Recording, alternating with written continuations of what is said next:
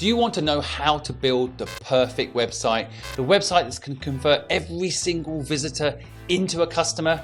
Or understand how to construct a website so that it serves the needs of your business? Well, today I've got two experts in everything websites, and I've managed to get them to come and share their decades of knowledge with you. Thank you, GoDaddy, for sponsoring this podcast.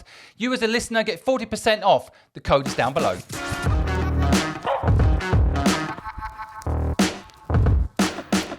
So welcome, Andy and Radu. Thank you so much for joining us. Maybe we could start off by, Andy, could you tell us a little bit about what you guys do?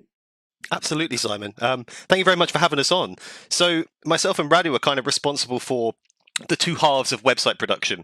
And I think the easiest way that you can differentiate what we do is we take the customer's content and assets, or if they don't have any, we can generate them ourselves. We wrangle it, we shape it. We've got a lot of best practices and the house style that we follow. And we basically create a content brief, which we then hand over to Radu's team, who actually execute the build and turn that into a fantastic looking website. Radu, maybe you could talk about this for a second. You know, what makes a good content brief? Well, I think for any person that wants to build a website, they should start on focusing on creating a content brief. It gives you the opportunity to plan your branding and what of your branding you want to include on the website. It gives you an opportunity to, first of all, set the objectives for the website. Yeah, you can have main objectives, you can have secondary objectives, and in a way this will give you the opportunity to know how you can measure the success of the website, know how well is that website working for you after you have published it. Then you can go to the look and feel part of the website. How do you want it to look like in terms of style of images you want to use, colors, even you can go as far as, deciding on how do I want my content to be written, but Andy can give more details about that, and also, decide on functionality of the website and, of course, the structure of the website, which pages are most important for, presenting yourself on the internet. So in a way, it gives you a sense, or it gives to the person building a website for you. Yeah, it gives an understanding of what you want from that website. How do you want it to look like? How do you want it to work? What is important to you, and or more importantly, to the target audience, to have on the website you're creating. Now, I know everybody these days thinks that building a website is both simple and complicated, but I wondered if you had experience with what I would term as the best way of briefing you on building a website. Is it, like you just said there, Radu, a very clear end game, or is it about building something that perhaps links back to the real world? And have you got any good examples of sites that you think, hey, these people have really got it right? It helps to work and know the ideas and the plan a person has for their website. Like, you can work with them, you can improve on them, develop on them. So I would say that a good content brief, it's something that offers a lot of details and introspectives into the business needs and what that website is supposed to do for them. In a way, nobody, is in the business of buying websites. They have a problem that they want to solve. So understanding every aspect of that problem that they want to solve,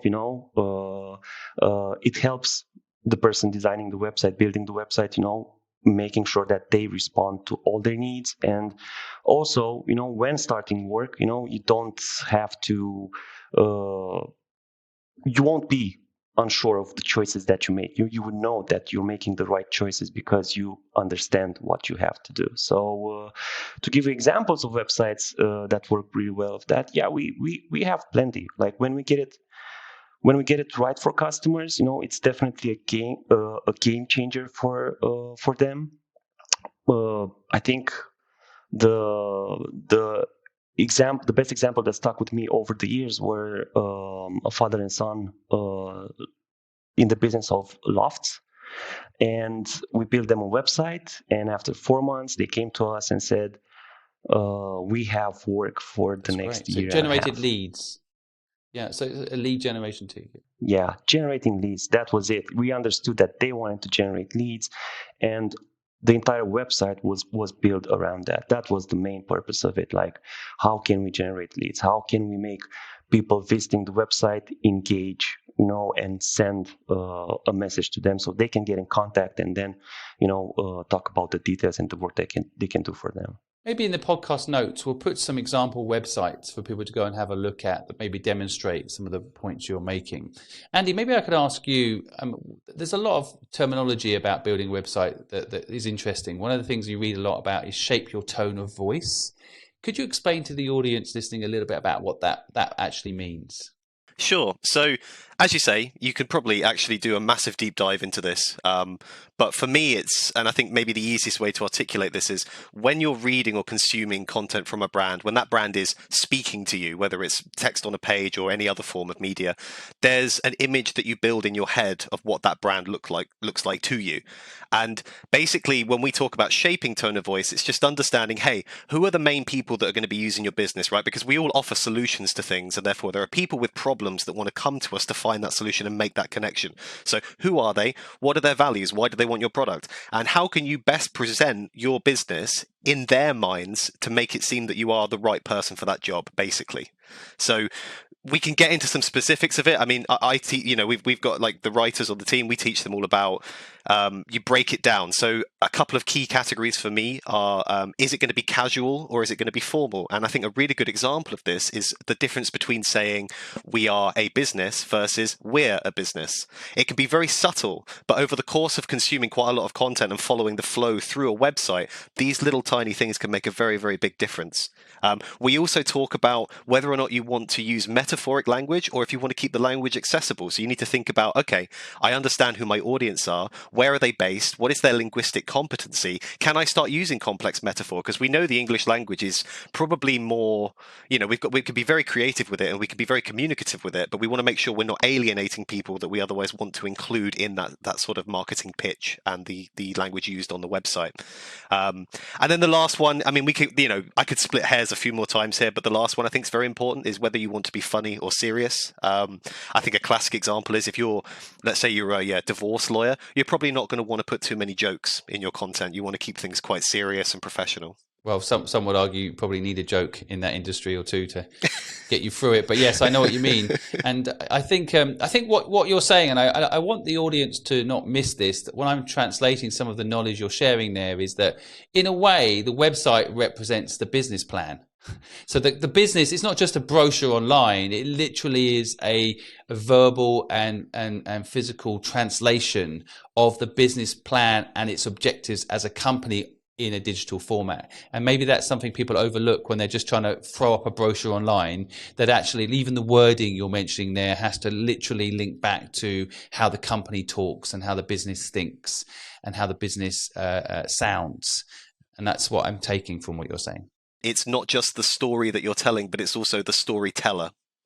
And obviously, when you are talking to your customers, you are a storyteller. Even if you're selling a product, ultimately it is a story that you're telling to them. Yeah. Well, Radu, we all hear UX and UI and how important this is.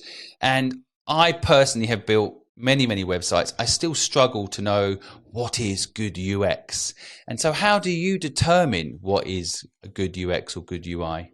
I do agree. There is a struggle understanding the differences, and in some areas they overlap. What helps me is thinking about UX as something related to any type of product, service, or experience, while UI is specifically to digital products or experiences. To keep it simple, for example, when going onto a website, if it looks great, but it's difficult to work with it, then it has a great UI, but a bad UX. And if it works great, but looks really bad, it has great UX, but a bad user interface. Yeah. So the UX is, I would say, like the backbone of the user journey. It is used for, just looking at the user journey and understanding the tasks they have to go through, to be able to solve their problem. Yeah, and that can be on a website, with a product, with a service. It's not specifically related to digital world.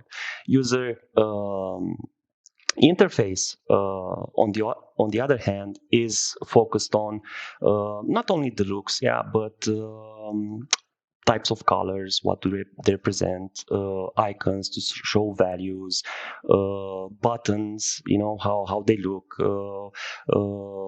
even the contrast of colors. Yeah, is that contrast easy on the eye? Is, for example, if you want to have accessibility settings on your website, for example, is everything in order, size of fonts and stuff like that. So definitely, I would say that when we talk about user experience, naturally and normally comes before a user interface. So you plan the user journey, and then you focus on bringing it to life and making it interactive. Oh, great share. Thank you for that.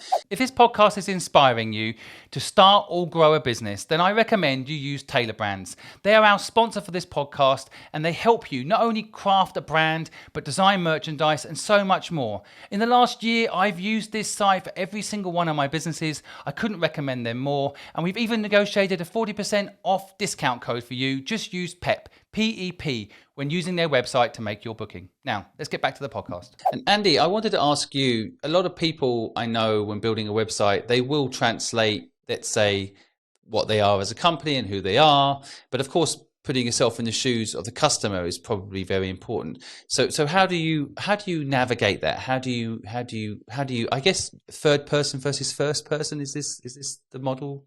I'd say that's certainly part of it.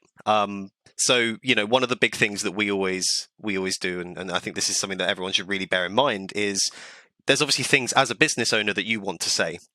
But ultimately, really what it comes down to is, what does your audience want to hear, and how do they want to hear it? And first and third person it kind of relates a little bit back to that brand persona, but in a much broader sense, because actually it's talking about, is it like an individual is talking to you, or are you talking to a larger entity? So, for example, you may refer to your business in the third person. You may never say we or our, and then you might have much smaller businesses who say I. And so it's all about how much of a scale of your business you want to present. How big is it? How many people are there? And also, again, how professional do you want to feel? Because sometimes, let's say you're a baker, if you want to only write in third person about your work, it's going to seem like maybe you're a little bit pretentious, because that air of authority may not suit the relaxed and sort of fun nature of the business. So it's all about synchronizing those together. Yes, as someone who's built a personal website, I did find myself writing myself in the third person sometimes. Like, Simon Squibb thinks this. It's very strange to write it that way, but almost as if someone else has built my website, which I then went back and changed and said, I think this and I think that. But it's an interesting, I guess, psychology to think about. Now, we all hear this kind of CMS and back-end management systems, and you should do a blog and keep it updated a lot. Is there any best practice on content, I guess, updates, or is there any views on this that might help our audience understand, should they do a blog? How relevant is it to permanently change the content every week? And so yeah, I'd love some advice on that, really.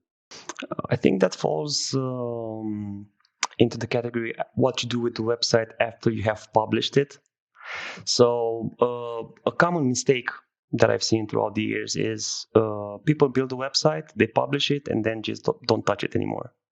And I know you've asked in one of your podcasts what is the worst website someone has seen. And from my point of view, I don't have one specific in mind, but it's for sure, generally speaking, websites that haven't been maintained, or you can see that content is really outdated on them.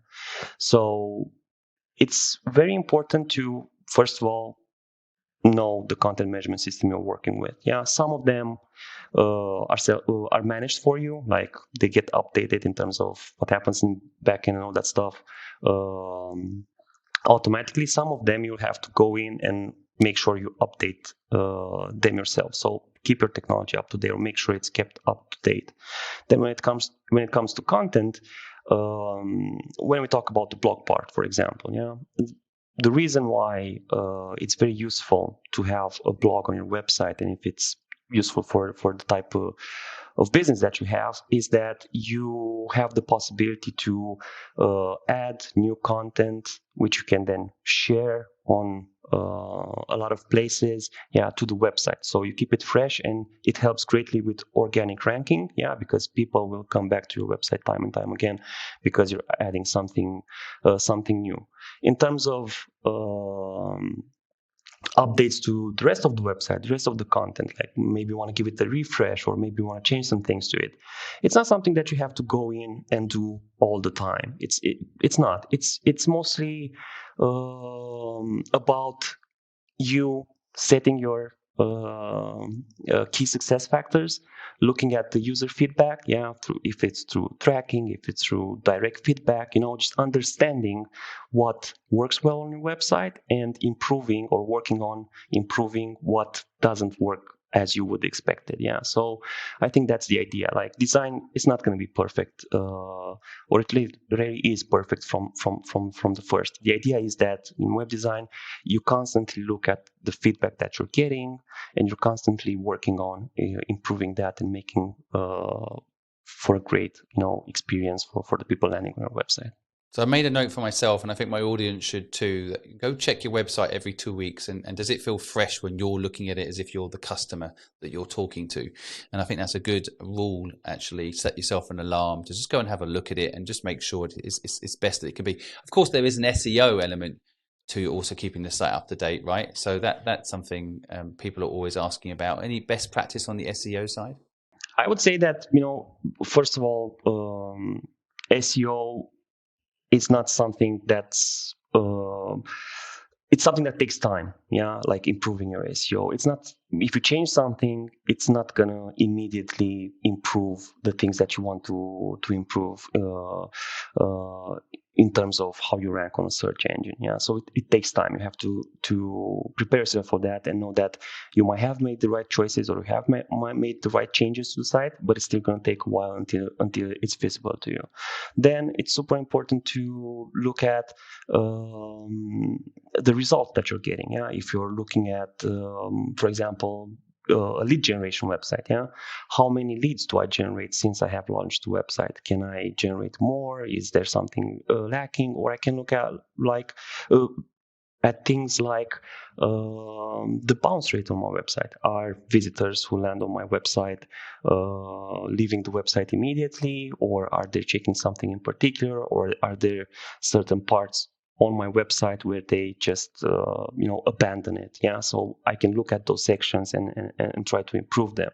But again, I make today the changes, I do those improvements, but it's still going to take a bit of time until I see the first results. Just to build on that quickly, a fantastic analogy I heard is that SEO is like committing to a 6 to 12 month health plan, whereas sort of PPC and other options are kind of like liposuction. So you can get an immediate result and you can see that, but as soon as you stop going to this sort of artificial sort of, I don't want to say it's hacking the system, but it's kind of getting around doing it organically.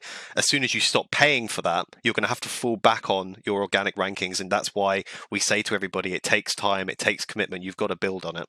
So PPP, you mean, was that paid search? You're talking about paid traffic? Yes, pay-per-click, yes. Pay-per-click, for some people might not understand that, but pay-per-click makes sense, So, I mean, just finally, I was interested in how you help people identify their key demographics. I think it's one of the things that everyone struggles with. You hear niche down, but everyone ends up niching up and wanting everyone to come to their website. Is there a process you follow to help people understand what is their key demographic?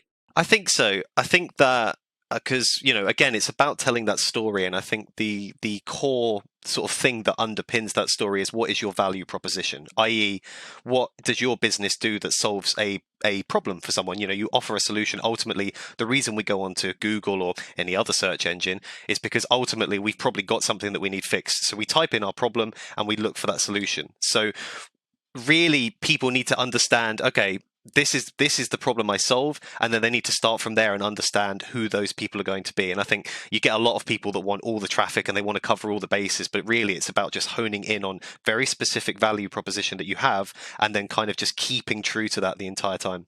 So we have some questions coming in from our community. One of the questions that's being asked is, does it make sense to buy lots of URLs and have them forwarding to, for example, your core URL? Does that help with SEO? Is that a good strategy, or is that a bit of an urban legend? It can help, but based on the changes that were made to the Google algorithm, for example, they don't rank on backlinks that much anymore, so it's not that relevant. We used to see a lot of bad backlinks being built, and we used to see a lot of maybe domain names being forwarded as one single one. So it wouldn't be like a key factor in improving your SEO. What it can help with is, for example, you have a domain name, and there is a common way of mistyping it, and users, landing on a 404 page. So you might want to buy that domain name with the mistyping it, and just forward it to your actual domain name. So it's the same as you would, for example, if you type google.com, it takes you to the search engine. But if you type Google with maybe one O or double L, it will still take you to the search engine, because they have identified the fact that people sometimes mistype, and they would want them to land there because they know that's where they want to get. So from that point of view, it will help. But in terms of organic ranking, it's not a key factor in improving it. Such a great tip there. Thank you so much. Well, look, I really appreciate you guys taking time out to share your knowledge with our community. We know you have so much experience in building websites and supporting people in building websites, and we appreciate you giving that knowledge to us for free today. So thank you so much, guys. Of course, a pleasure. Thank you for having us. Excellent. Thank you.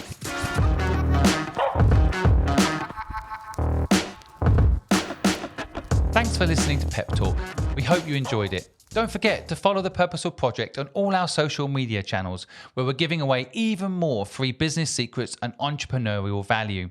Again, we'd like to thank our sponsor GoDaddy for powering this podcast. From naming a business to buying a domain name to building your website for free, GoDaddy has you covered. For 40% off GoDaddy tools, click the link in the podcast note below and use the code GDXPepTalk. See you next time, entrepreneurs, and remember, you're not alone.